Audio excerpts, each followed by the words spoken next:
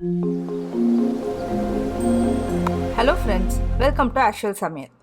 இன்றைக்கி நம்ம AshVal சமையலில் பார்க்க போகிற ரெசிபி நண்டு பெப்பர் ஃப்ரை. நல்ல சளி பிடிச்சிட்டு இருக்கும் போது இந்த மாதிரி ஒரு பெப்பர் ஃப்ரை பண்ணி சாப்பிட்டா கோல்டுக்கு நல்ல ஒரு ரிலீஃபாக இருக்கும். இது குழந்தைங்களுக்கும் கொடுக்கலாம், பெரியவங்களும் சாப்பிட்லாம், அவ்வளோ டேஸ்ட்டாக இருக்கும். ஃபஸ்ட்டு நான் கடாயில் ஒரு 2 டேபிள் ஸ்பூன் நல்லெண்ணெய் சேர்த்துக்கிறேன். இது கடாய் கொஞ்சம் பெருசாக தான் நம்ம எடுத்துக்கணும்.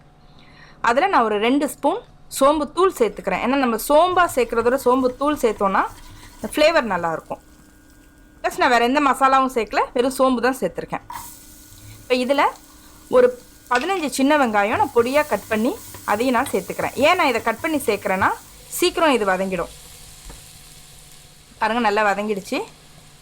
இதோட ஒரு 3 பச்சை மிளகாய், ஒரு 10 கருவேப்பிலையில் அதையும் சேர்த்து நல்லா வதக்கிக்கோங்க. எப்போவுமே இந்த நண்டெல்லாம் நம்ம சமைக்கும் போது கொஞ்சம் காரசாரமாக சமைக்கணும். ஏன்னா நண்டுக்கு வந்து நேச்சுரலாகவே ஒரு ஸ்வீட்னஸ் இருக்கும். அதை பேலன்ஸ் பண்ணுறதுக்கு நம்ம காரம் கொஞ்சம் தூக்கலாக போடணும். பாருங்கள், நல்லா வதக்கிக்கோங்க. இப்போ இதோட நான் ஒரு டேபிள் ஸ்பூன் இஞ்சி பூண்டு விழுது சேர்த்துக்கிறேன். அதையும் சேர்த்து நல்லா வதக்கிக்கோங்க. எப்போவுமே இஞ்சி பூண்டு விழுதை பொறுத்த வரைக்கும் வீட்டிலையே செய்ய ட்ரை பண்ணுங்கள், கடையில் வாங்காதீங்க. இப்போ இதோட ஒரு 2 ஸ்பூன் மிளகாய்த்தூள் சேர்த்துக்கிறேன். இந்த மிளகாய்த்தூள் காரம் கொஞ்சம் கம்மியாக இருக்கும், அதனால் நான் 2 ஸ்பூன் சேர்த்துருக்கேன். மஞ்சத்தூள் ஒரு 1/2 ஸ்பூன், மல்லித்தூள் ஒரு 1/2 ஸ்பூன் சேர்த்துருக்கேன்.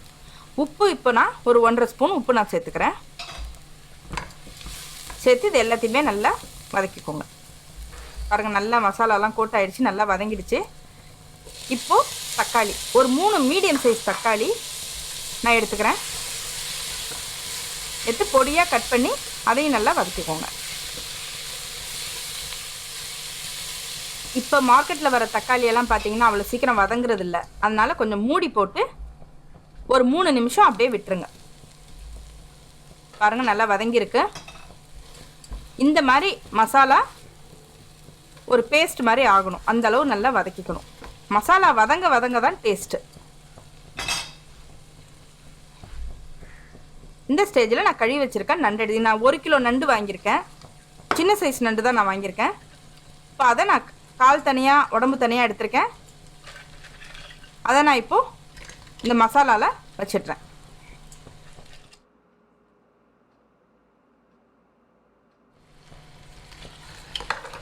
பாருங்கள், வச்சு நல்லா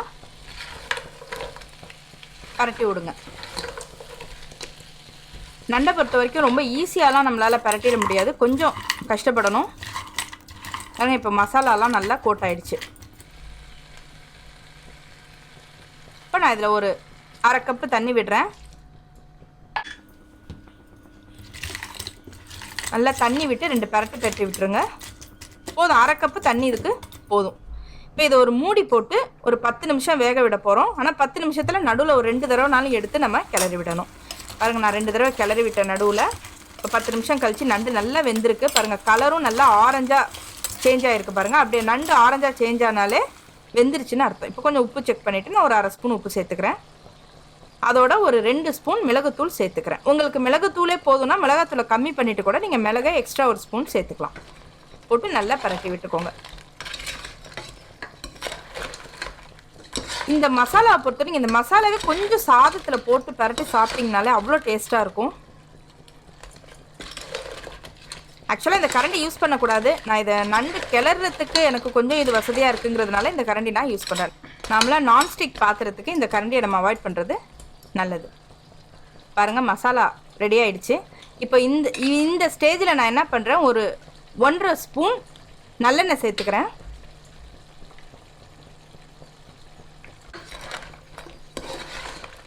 ஏன்னா நண்டு வந்து சூடு அதிகம், அதனால் நான் நல்லெண்ணெயும் எலுமிச்சம்பழமும் இதில் நம்ம எக்ஸ்ட்ரா சேர்த்துக்கிறோம்.